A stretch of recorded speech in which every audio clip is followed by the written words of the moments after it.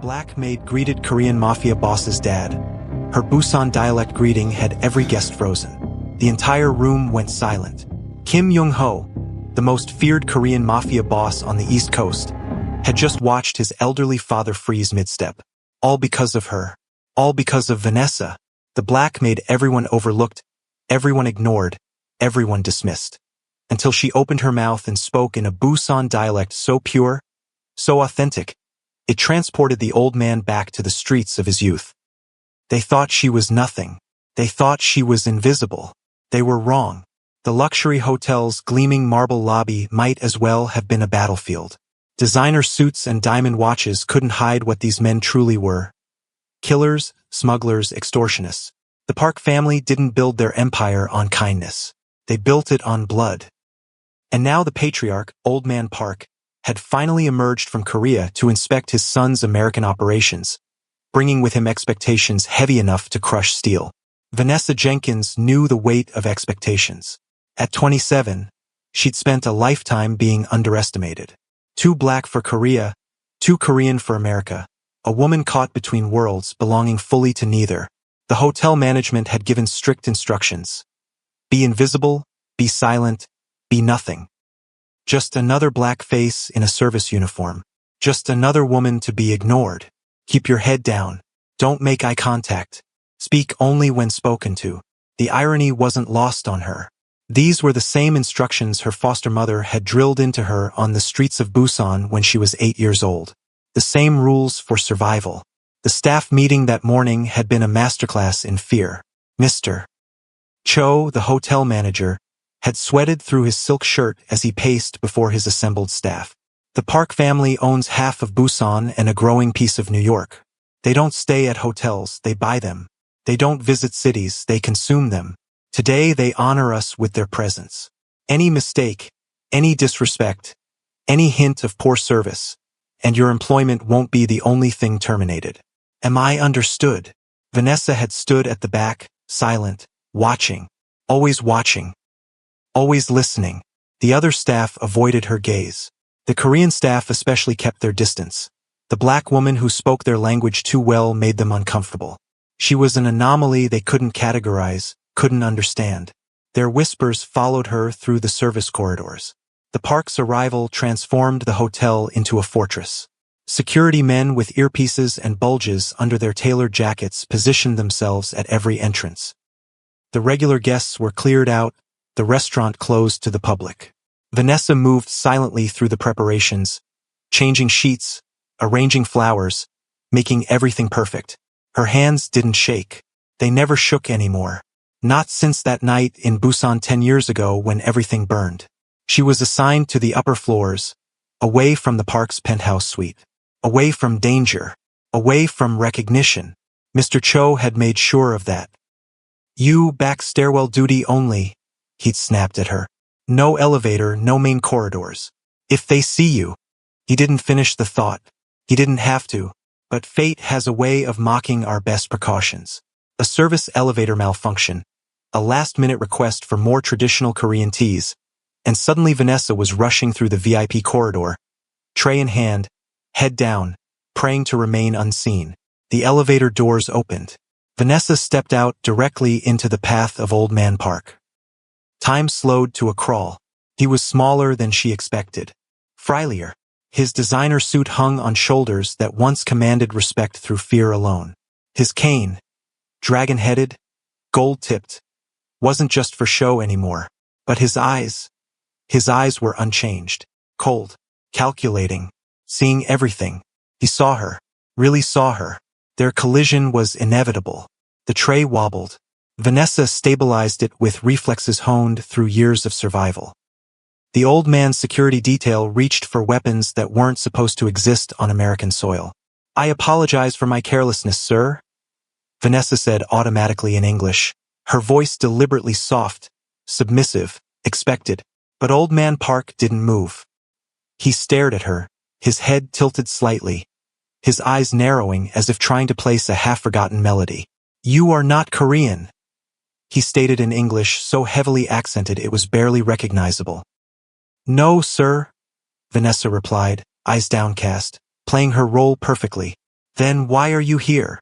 He switched to Korean, the words sharp, testing.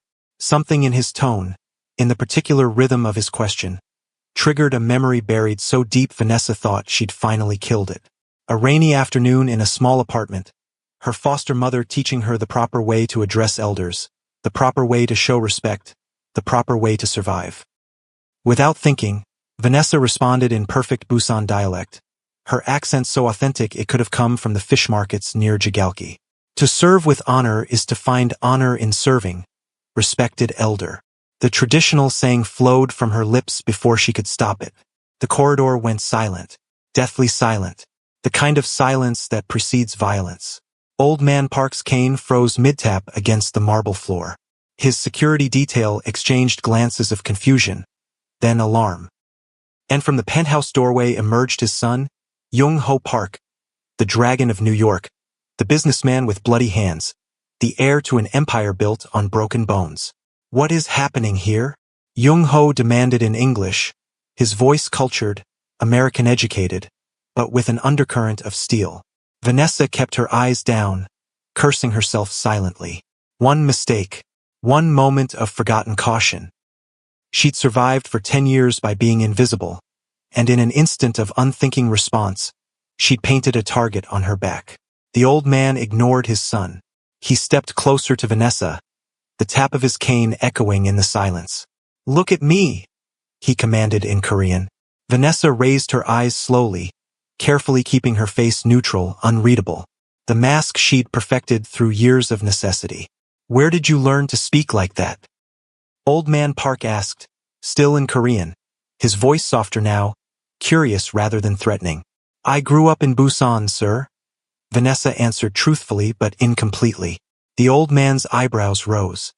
"A black child in Busan? When?" "From age 8 to 17, sir."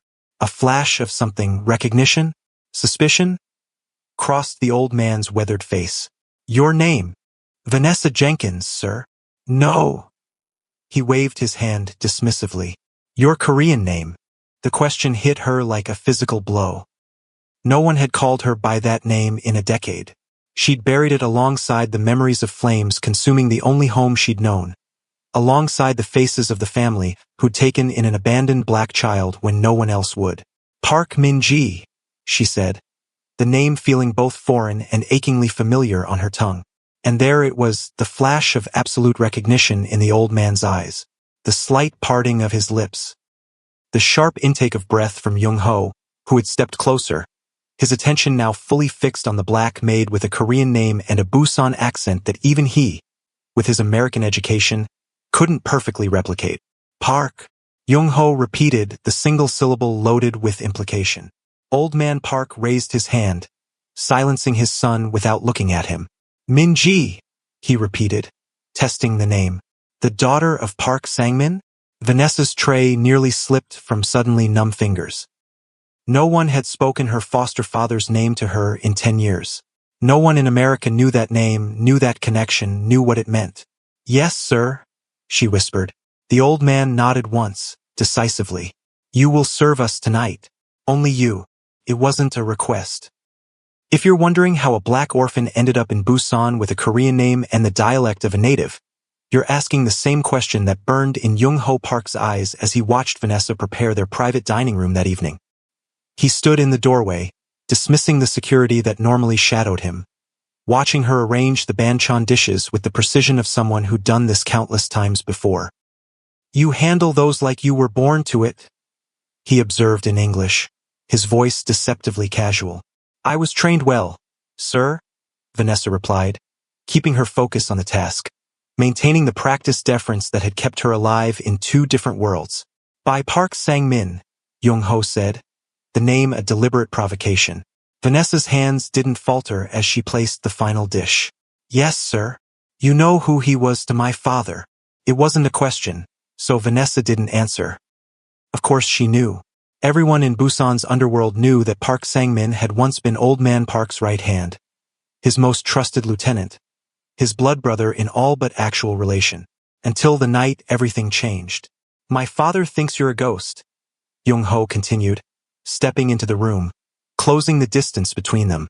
"A message from the past. I'm just a maid, sir, Vanessa said, the lie bitter on her tongue. Young-ho laughed, the sound devoid of humor. A maid who speaks Busan dialect better than I do. A maid with the name Park. A maid who knows exactly how to arrange a traditional table for the elder of a Korean crime family. He was close enough now that she could smell his cologne, expensive and subtle. Who are you really, Vanessa Jenkins? Or should I call you Minji? The sound of her Korean name in his mouth sent an unwelcome shiver down her spine. Vanessa is fine, sir. And I'm exactly what I appear to be. Someone trying to survive. Something in her tone made him pause. For a moment, the calculated intimidation faltered, and he really looked at her. Not as a potential threat or an anomaly, but as a human being with a story written in the careful way she held herself, in the watchfulness of her eyes, in the deliberate control of every movement. How did you end up in Busan? He asked, his voice different now, actually curious. American missionary couple abandoned me there when I was 8. They decided a black child was too difficult to explain to their congregation back home. The truth slipped out before she could package it more palatably. Your father's friend found me sleeping in a shipping container at the docks. Instead of calling the police, he took me home. Young-ho's expression shifted, surprise breaking through his controlled facade. Sang-min took in a black child off the streets? The same man who once hung a rival from a cargo crane for disrespect. People contain multitudes, Mr. Park, Vanessa replied, meeting his gaze directly for the first time. Even criminals. Something unreadable flashed in Young-ho's eyes. Even maids who speak like gangsters' daughters? The confrontation might have escalated if Old Man Park hadn't chosen that moment to enter the private dining room, his security detail creating a perimeter before melting into the background.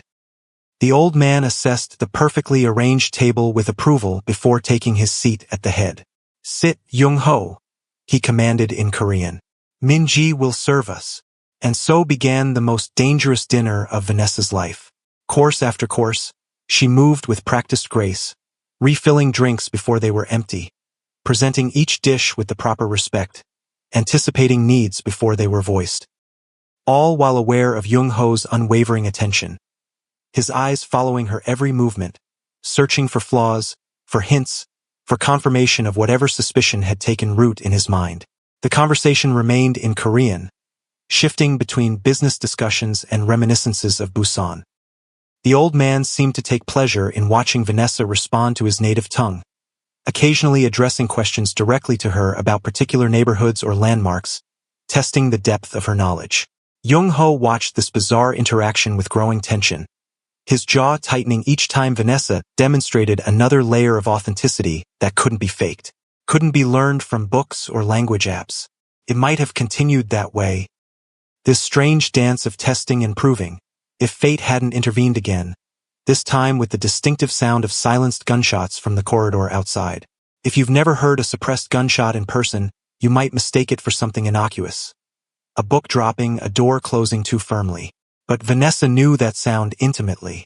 It had been the soundtrack to her final night in Busan, the prelude to flames and screaming and loss. Her body reacted before her mind could process. She dropped the serving tray, lunged across the table, and tackled Old Man Park from his chair just as the window behind him exploded inward. Where his head had been a second earlier, the wall now displayed a perfect bullet hole. The room erupted into chaos. Security guards burst through the door, weapons drawn. Young-ho flipped the heavy table onto its side for cover, shouting orders in a mix of Korean and English. But Vanessa remained focused solely on the vulnerable old man beneath her, shielding his body with her own as she dragged him behind the minimal protection of an overturned chair. Stay down, she commanded in Busan dialect, her tone leaving no room for argument even from a man unaccustomed to taking orders. Old Man Park stared up at her with wide eyes, the decades seeming to fall away as recognition bloomed fully on his face. You move like him, he whispered. There was no time to acknowledge what they both knew, that Park Sang-min had trained his adopted daughter as thoroughly as he trained his men. Instead, Vanessa scanned the room, assessing threats and exits with practiced efficiency. The kitchen, she said to Young-ho, who had pressed himself against the wall beside the shattered window, gun in hand. Service elevator to the garage. They'll have the main exits covered. Jung-ho stared at her, conflict evident in his expression. The instinct to protect his father warring with suspicion of the maid, who had just saved the old man's life and was now issuing tactical retreats like a seasoned soldier.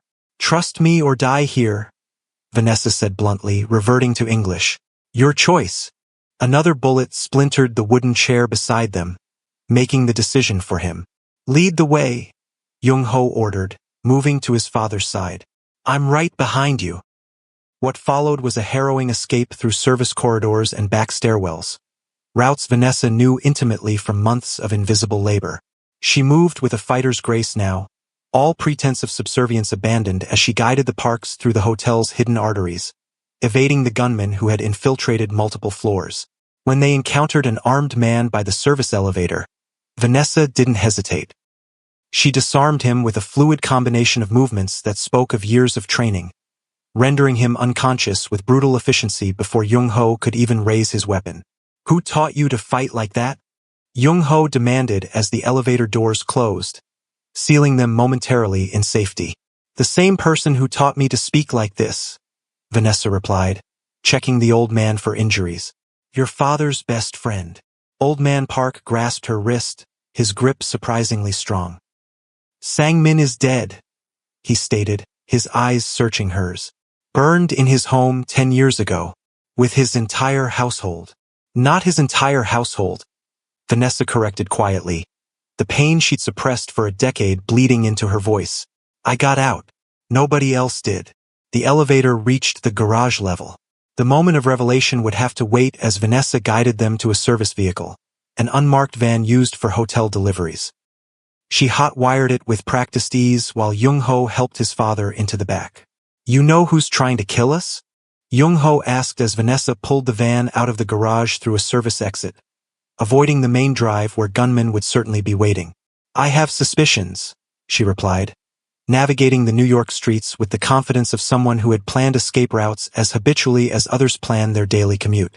"Share them," he commanded. Vanessa glanced in the rearview mirror, meeting Old Man Park's gaze.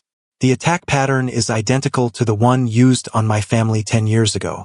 Simultaneous entry points, sniper support, inside information about location and security. It's a signature." "Whose signature?"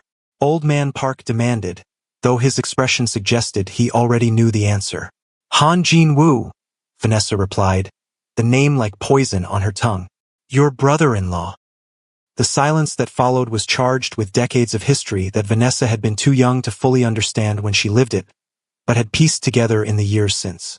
How the Park family had fractured when Old Man Park chose Jung-ho, his son by his second wife, as heir apparent over Han Jin-woo, who had married the old man's daughter. How Jin-woo had disappeared from Busan after a failed power grab, presumed dead by many. How, months later, Sang-min's compound had burned to the ground, killing Vanessa's foster family and everyone loyal to them. "Jin-woo is dead," Jung-ho stated flatly.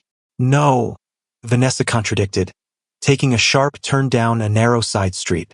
"He's in Manhattan, has been for years, building his own organization, waiting for the right moment to finish what he started in Busan." "How could you possibly know that?" Jung-ho demanded. Vanessa met his eyes in the mirror again, letting him see the cold fury she'd carried for a decade. "Because I've been hunting him since the day he killed my family." If you're sitting there wondering how a hotel maid hunts a Korean crime lord while serving champagne to Wall Street executives, you're not alone. Jung-ho's expressions cycled through disbelief, anger, and reluctant fascination as Vanessa drove them to a safe house in Queens. A modest apartment above a Korean grocery store that no one would connect to the prestigious Park family. "Why here?" Jung-ho questioned as they helped the old man up the narrow staircase, the sound of their footsteps masked by the bustling market below. "Because it's mine," Vanessa answered simply, unlocking 3 separate deadbolts. "And because it's the last place Jin-woo would look for you." The apartment revealed the duality of Vanessa's existence. At first glance, it was unremarkable. Modest furniture, minimal decoration, nothing that screamed wealth or excess. But a trained eye would notice the strategic positioning of every piece, the sightlines to all entry points, the reinforced door frames. And behind a sliding bookcase, which Vanessa revealed after ensuring the old man was comfortable on her sofa, was a room that Jung-ho could scarcely believe. Maps covered the walls, surveillance photos, timeline charts, financial records. 10 years of meticulous intelligence gathering, all focused on a single target, Han Jinwoo and his growing American operation. My God! Jung-ho breathed, taking in the scope of Vanessa's investigation. You've been doing counterintelligence against a Korean crime syndicate while serving drinks at a hotel? I've worked 17 different service jobs in the past 10 years. Vanessa corrected, her voice detached, clinical. Hotels, restaurants, cleaning services, anywhere Jinwoo's people might frequent. Invisible positions where no one looks at your face, where no one remembers you. Places where you can listen. All to find the man who killed your family? Jung-ho clarified, studying a particularly detailed map of businesses in Manhattan with red pins indicating Jinwoo's holdings. All to finish what my father started. Vanessa corrected. Sang-min wasn't just killed. He was betrayed. He was investigating Jinwoo's connection to human trafficking. Specifically, the disappearance of young women from Busan's poorest neighborhoods. Girls no one would miss. Girls like I would have been if he hadn't found me first. Old Man Park appeared in the doorway, his face ashen. Sang-min never brought this to me. Because he didn't have proof yet? Vanessa replied, unable to keep the bitterness from her voice. And because he didn't know how deep Jinwoo's influence in your organization went. The old man's eyes narrowed. What are you implying? I'm not implying anything, Vanessa stated flatly. I'm telling you that Jinwoo has people inside your operation. Today's attack confirms it. They knew exactly where you'd be, exactly when. That kind of intelligence doesn't come from guesswork. Jung-ho's phone rang, shattering the tension. He answered it on speaker, a rapid-fire report in Korean from his head of security. 3 confirmed dead at the hotel. 4 of their own men injured. No sign of the shooters. And a disturbing detail. The hotel's security cameras had been disabled exactly 7 minutes before the attack. From the inside, using authorized access codes. Who had those codes? Vanessa asked as Jung-ho ended the call. Only our top-level security team, Jung-ho replied, his expression hardening. And Kim Min-ho, your chief financial officer, Vanessa noted. She crossed the room to a filing cabinet, pulled out a folder, and handed it to Jung-ho. He's been laundering money for Jinwoo for at least 3 years. Jung-ho stared at the documents. Bank transfers, property records, shell companies, all meticulously compiled and annotated. How did you get these? Our own auditors haven't found any irregularities. Your auditors weren't raised by Park Sang-min, Vanessa replied simply, and they haven't spent 10 years with a single purpose. Old Man Park sank into a chair, suddenly looking every one of his 78 years. All this time, he murmured, Jinwoo alive. Sang-min murdered not for loyalty to me, but for uncovering the truth. He looked up at Vanessa, his eyes filled with a grief so raw it transcended language barriers and cultural differences. And you, his daughter, fighting this war alone. Not alone anymore, Jung-ho stated, his decision made. He turned to Vanessa, really seeing her now. Not as a maid, not as an anomaly, but as a warrior who had carried forward her father's mission with no resources, no backup, no support beyond her own determination. Tell us what you know. Everything. And so Vanessa finally unveiled the full extent of her investigation. How Jinwoo had established a parallel organization in America, how he'd infiltrated the park's legitimate businesses, how he'd been siphoning funds and resources for years, while positioning himself to eventually take over both criminal and legal operations, how he'd expanded beyond the traditional Korean Mafia activities into human trafficking, using the park's shipping infrastructure without their knowledge. The attack today wasn't just an assassination attempt, Vanessa explained, pointing to a calendar on her wall where today's date was circled in red. It's the first move in a complete takeover. Right now, Jinwoo's people are accessing your accounts, transferring assets, taking control of your digital infrastructure. Min-ho gave them the keys to the kingdom. How can you be so certain of the timing? Jung-ho demanded. Vanessa hesitated, then revealed her final piece of intelligence. Because I've had access to Jinwoo's secure communications for the past 6 months, my position at the hotel wasn't an accident. I knew your father was coming to New York. I knew Jinwoo planned to eliminate you both during the visit. What I didn't know was that I'd literally run into Old Man Park and blow my cover. The revelation that Vanessa had orchestrated her presence at this pivotal moment sent Young-ho pacing the small room, his instinctive distrust warring with the undeniable evidence before him. If what you're saying is true, we need to move now, he said finally, before they can complete the financial transfers. I already have, Vanessa replied, turning her laptop to show them a screen of code. I initiated countermeasures the moment we left the hotel. Your accounts are locked down. Emergency protocols are in place. Jinwoo can't touch your money, but neither can you. Not until we identify everyone involved in the conspiracy and clean house. Old Man Park stared at her, a slow smile spreading across his weathered face. You are truly Sangmin's daughter, he said softly. He always said proper preparation prevents poor performance.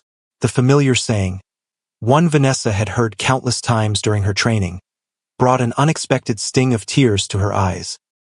She blinked them away quickly.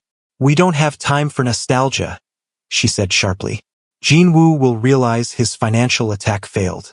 He'll move to physical assets next, your warehouses, distribution centers, front businesses. We need to secure them. Young-ho nodded, already dialing his most trusted lieutenants. Give me locations, priorities.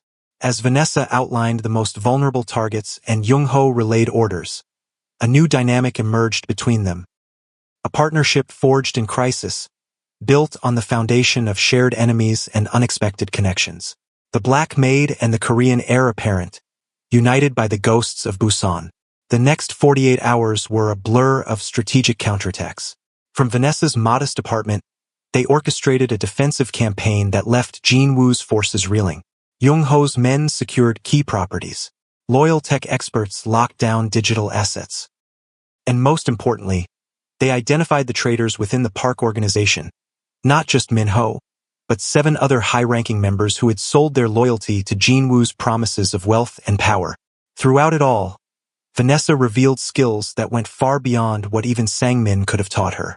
Her understanding of digital security, financial systems, and tactical operations spoke of years of self-education, of turning herself into a weapon focused on a single target. Where did you learn all this? Young-ho asked during a rare quiet moment, as they waited for confirmation that a particularly valuable warehouse had been secured. Everywhere. Community college courses, online tutorials, books. I worked as a night cleaner at a cybersecurity firm for 6 months just to eavesdrop on their analysts. Vanessa replied, not looking up from her laptop. When revenge is all you have, you get creative.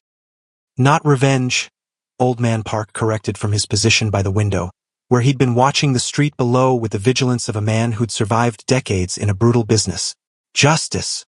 Vanessa's hands stilled on the keyboard. Is there a difference? Revenge burns everything, including the one seeking it, the old man said, turning to face her. Justice builds something new from the ashes. The words hit Vanessa like a physical blow, exposing the hollow core of her decade-long mission. What had she been building? What life existed for her beyond this room of maps and surveillance photos? What identity did she have beyond the daughter of a murdered man? Before she could process this uncomfortable revelation, Young-ho's phone rang again. The news sent them all into motion. Jinwoo himself had been spotted entering a private club in Manhattan, a neutral territory where he conducted his most sensitive business. This is our chance, Young-ho declared, checking his weapon. We take him now. End this before it escalates further. It's a trap, Vanessa countered immediately. Jinwoo doesn't make public appearances during active operations. He's drawing you out. Or he's desperate because we've countered his every move, Young-ho argued. He's exposed and trying to retreat. You're not thinking clearly? Vanessa insisted, stepping between Young-ho and the door.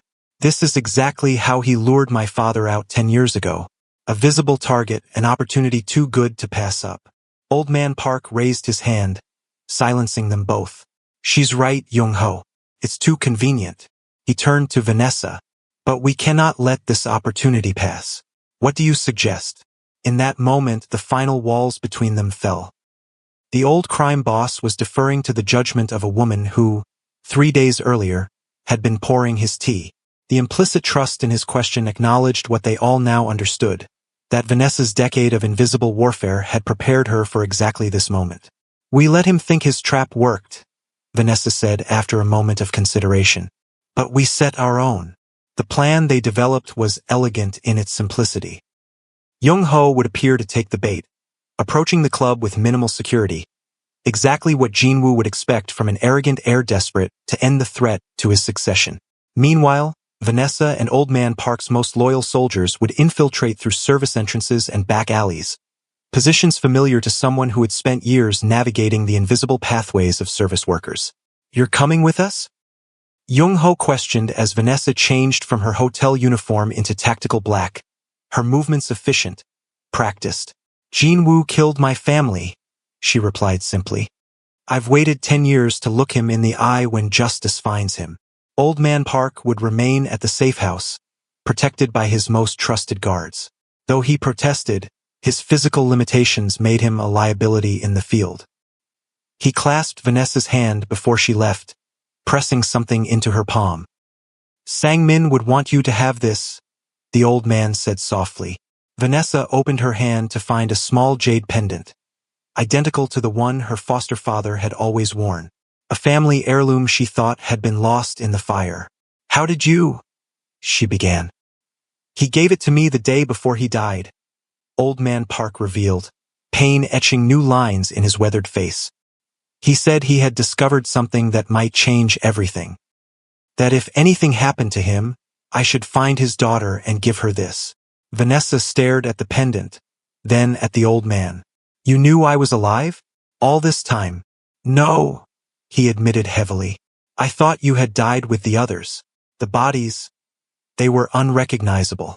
I counted you among the lost until you spoke to me in that hotel corridor. Then I began to hope." Vanessa closed her fingers around the jade, feeling its familiar weight and texture. A tangible connection to the man who had saved her, raised her, loved her as his own. She slipped the pendant around her neck, tucking it beneath her shirt, close to her heart. "Let's finish what he started," she said. The operation unfolded with mechanical precision. Young-ho made his approach to the front of the club, drawing attention and security resources exactly as planned. Meanwhile, Vanessa led a small team through the kitchen entrance, her hotel uniform and confident stride allowing her to walk past staff who automatically categorized her as belonging in their domain. The universal invisibility of service workers became her greatest weapon. They navigated to the VIP section where Jinwoo held court, timing their movements to coincide with Young-ho's distraction at the front. Vanessa positioned her team with silent hand signals, then slipped into the private room alone, a serving tray held before her like a shield. And there he was, Han Jinwoo, older than in her memories, his hair now threaded with gray, but his eyes were unchanged, cold, calculating, utterly devoid of empathy. The man who had ordered the deaths of the only family she had ever truly known, the architect of a decade of nightmares. He was surrounded by bodyguards and sycophants, holding court like the king he aspired to be.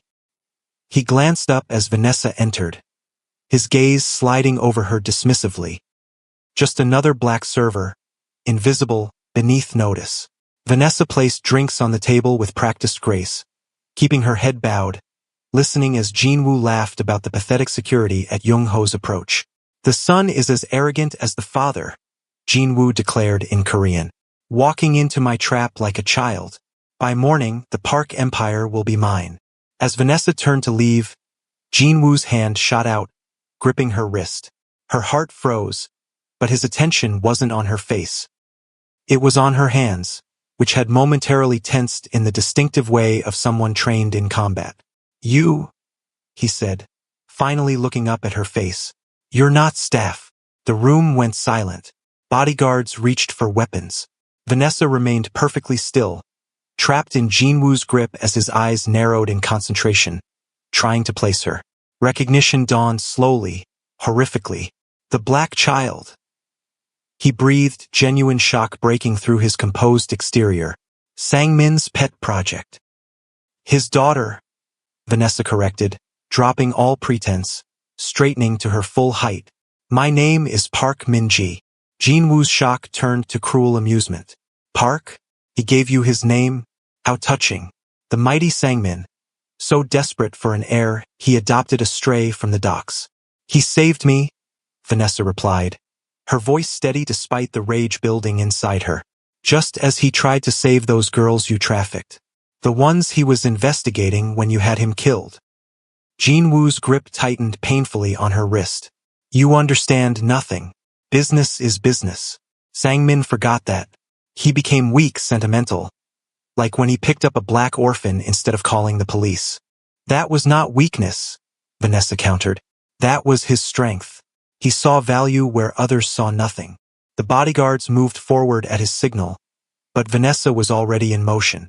The serving tray became a weapon, disabling the nearest guard. She used Jin-woo's grip against him, a precise joint manipulation that left him howling in pain as bones ground against each other. The room erupted into chaos as Jung-ho's distraction at the front triggered the coordinated assault. Vanessa's team breached the room from multiple entry points, weapons drawn. In seconds, Jin-woo's security detail was neutralized, leaving the architect of so much suffering kneeling before Vanessa, clutching his shattered wrist. Jung-ho entered last, surveying the perfectly executed takeover with grudging admiration. You were right, he acknowledged to Vanessa. The trap was obvious. To someone who's been studying him for 10 years, Vanessa replied, her eyes never leaving Jin-woo's face. Jung-ho approached his uncle by marriage, the man who had sought to destroy his family twice. Han Jin-woo, he said formally, for conspiracy against the Park family, for the murder of Park Sangmin and his household, for trafficking under our name, the penalty is death. He raised his gun, but Vanessa placed her hand on his arm. No, she said quietly. Not like this. He deserves no mercy, Jung-ho argued. This isn't about mercy, Vanessa countered.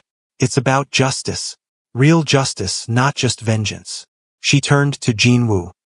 The evidence of your trafficking operation has been delivered to both Korean and American authorities. The financial records, the witness statements I've gathered from survivors, the DNA evidence from the shipping containers, all of it pointing directly to you, with no connection to the Park family. Jin-woo's face drained of color as he realized the full extent of her decade-long mission. Not just to kill him, but to systematically dismantle his entire operation, to expose his crimes to the world, to ensure he could never rebuild from the ashes. You would trust the police? He spat. Over Korean justice? This isn't just Korean justice, Vanessa replied. This is justice for girls from the Philippines, from Vietnam, from China, from Korea. Girls like I might have been if your brother-in-law's best friend hadn't found me first.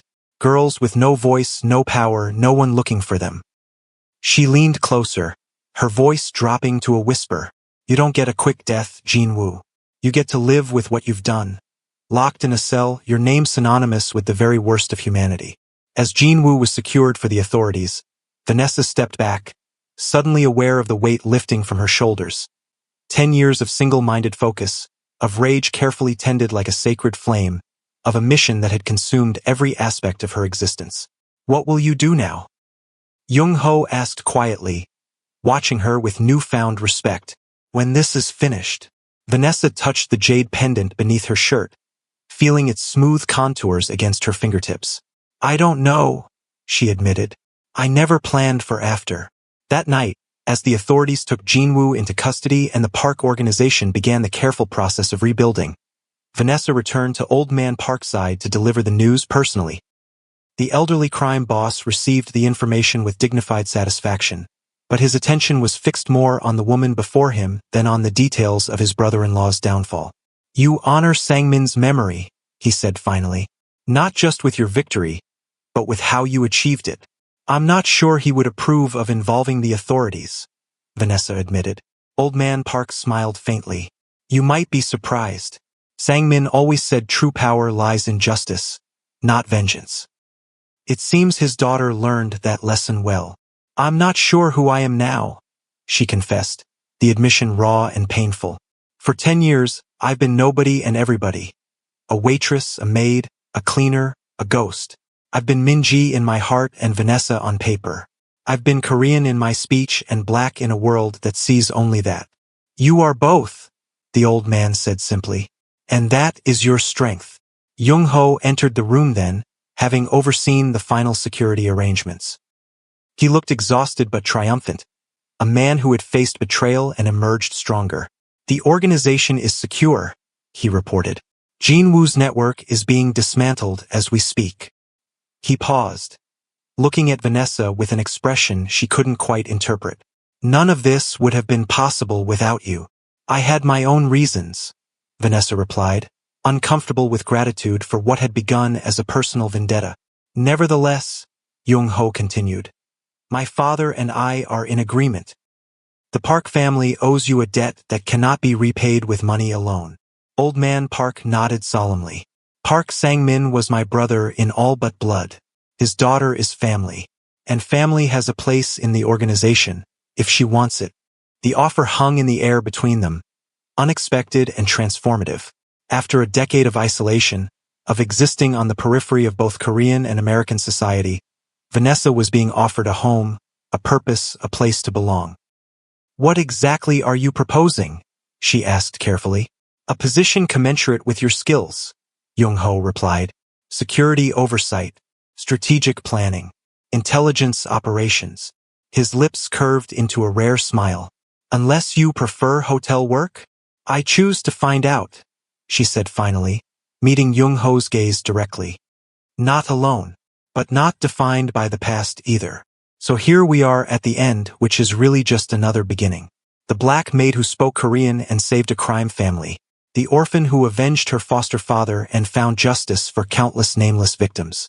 The woman who existed between worlds and finally found her place bridging them. If you've been paying attention, you've learned what I learned. That family isn't always blood, that justice isn't always what we expect, and that sometimes our greatest strength lies in the very things that make us different. Vanessa Jenkins, Park Min-ji, showed a roomful of powerful men that they'd been looking right through her, missing the most dangerous person in their midst because they couldn't see past her skin or her uniform. Their mistake, their loss, her victory. If her story speaks to you, remember this. In a world determined to make you invisible, your voice becomes your most powerful weapon. Use it, even when it shakes, especially when it shakes, because you never know who might be listening, or who might recognize in your words the echo of a home they thought was lost forever. Like and subscribe if you want more stories about the unexpected heroes hiding in plain sight, the warriors disguised as waitresses, the Avengers serving your coffee with a smile. Because trust me, they're out there. And they're watching.